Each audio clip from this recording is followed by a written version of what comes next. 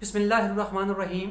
अस्सलाम वालेकुम स्टूडेंट्स। आज के लेक्चर में हम chemistry first year chapter number 1 उसका एक टॉपिक है वॉल्यूम रिलेशनशिप। आज हमने इस टॉपिक को डिस्कस करना है।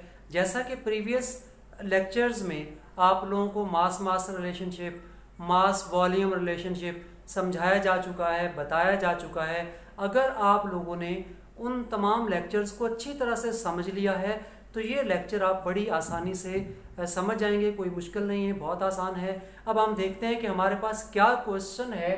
क्वेश्चन ये है कि calculate the volume of SO2 sulphur dioxide gas produced by complete combustion of 900 decimetre cube of H2S at STP।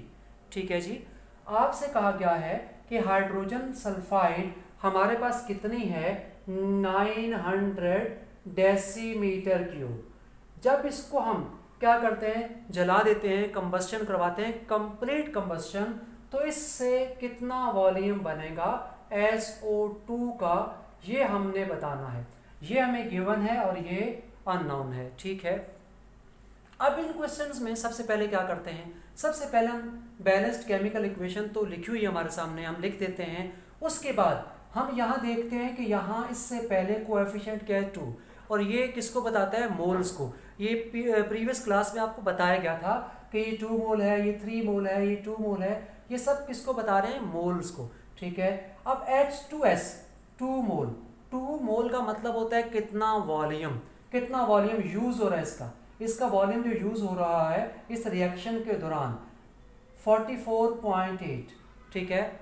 इसका वॉल्यूम इतना इस्तेमाल हो रहा है, जबकि इसका वॉल्यूम क्या है 3, मतलब 3 को 22.4 से मल्टीप्लाई करेंगे। चूँकि हमें इसके बारे में पूछा नहीं गया तो इसलिए हमने इसका जवाब नहीं देना। हमें तो सिर्फ ये पूछा गया कि इसका इतना वॉल्यूम है तो उसका कितना प्रोड्यूस होगा, तो हम उसको देख रहे हैं कि उसका क्या तरीक़ेकार है। तो क्या करना है, 2 मोल का मतलब इतना वॉल्यूम। इसके कितने मोल है, इसके भी 2 ही मोल हैं। मोल 3 भी हो सकते हैं, 1 भी हो सकता है, 4 भी, लेकिन यहाँ 2 मोल है, तो 2 मोल का मतलब इतना वॉल्यूम। तो इसका मतलब ये हुआ कि इसके 44.8 डेसीमीटर क्यूब से कितना वॉल्यूम बनता है, 44.8 ही बनता है। ठीक है। ठीक है, यहाँ लिखा हुआ है। और फिर अगर ये 1 है तो कितना बनेगा, 44.8 डिवाइडेड बाय 44.8, और हमें कहा गया है ये 900 है, तो 900 से कितना बनेगा, यहाँ पर आकर 900 मल्टीप्लाई हो जाएगा, तो कितना बनेगा, 900 डेसीमीटर क्यूब ऑफ SO2। ठीक है। इन क्वेश्चंस की खास बात यह है कि अगर हम इनको गौर से देखें तो हमें वैसे भी काफ़ी हद तक समझ आ जाता है। यहाँ देखें 2 से 2 बन रहा है तो 900 से 900 ही बनेगा, ये बड़ी आसान बात है। ठीक है। तो यहाँ पर हमें पता चल गया कि कितने डेसीमीटर क्यूब ये बनेगा। ये है वॉल्यूम रिलेशन। ये बहुत आसान क्वेश्चंस हैं। अब हम देखते हैं एक और न्यूमेरिकल देखते हैं, वो क्या है, वो ये है कि इसी न्यूमेरिकल को हमने जो है एक और फॉर्म में हम पढ़ने जा रहे हैं। यही सवाल लिखा हुआ है। अब इस सवाल में देखें, गौर करें, इस वाले क्वेश्चन में हमें प्रोडक्ट का वॉल्यूम दिया हुआ है और रिएक्टेंट का फाइंड करना है।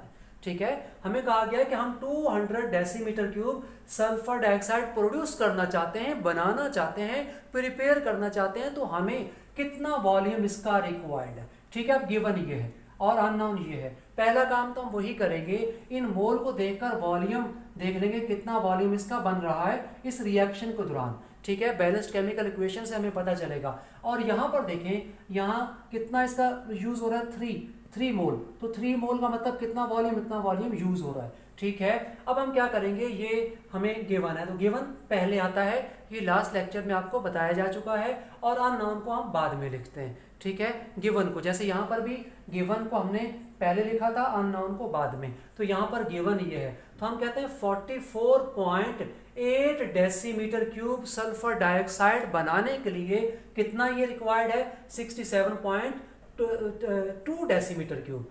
ठीक है। ऑक्सीजन रिक्वायर्ड है। फिर 1 के लिए कितना रिक्वायर्ड है, ये 67.2 डिवाइडेड बाय 44.8। फिर 200 डेसीमीटर क्यूब सल्फर डाइऑक्साइड बनाने के लिए कितना रिक्वायर्ड है, ये 200 आकर इसके साथ मल्टीप्लाई हो जाएगा, तो आंसर आ जाएगा 300 डेसीमीटर क्यूब ऑफ ऑक्सीजन। तो इतना ऑक्सीजन हमें रिक्वायर्ड होगा। अगर इतना ऑक्सीजन हमारे पास होगा तो ठीक है, इसका रिएक्शन करवाएंगे H2S से। ठीक है, एक्सेस ऑफ H2S से, तो क्या बन जाएगा, 200 डेसीमीटर क्यूब ये बन जाएगा। ठीक है, ये आपको होपफुली समझ आ गया होगा।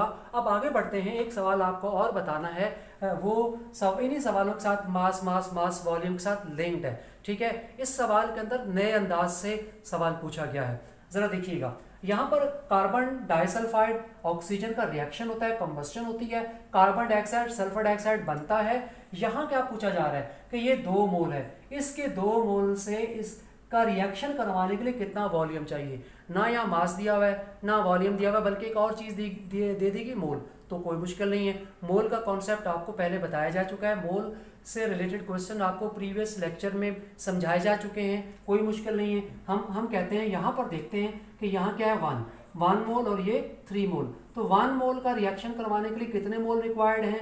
1 मोल CH2 के लिए 3 मोल O2 हैं। इसको यूँ भी लिख सकते हैं और एक सेंटेंस भी लिख सकते हैं कि 1 mole of CO2 reacts with 3 mole of O2। ठीक है, अच्छा 1 मोल जो है उससे रिएक्शन करवाने के लिए 3 मोल, और फिर उसके बाद 2 मोल के रिएक्शन के लिए कितना? 2 मोल के लिए 6 मोल।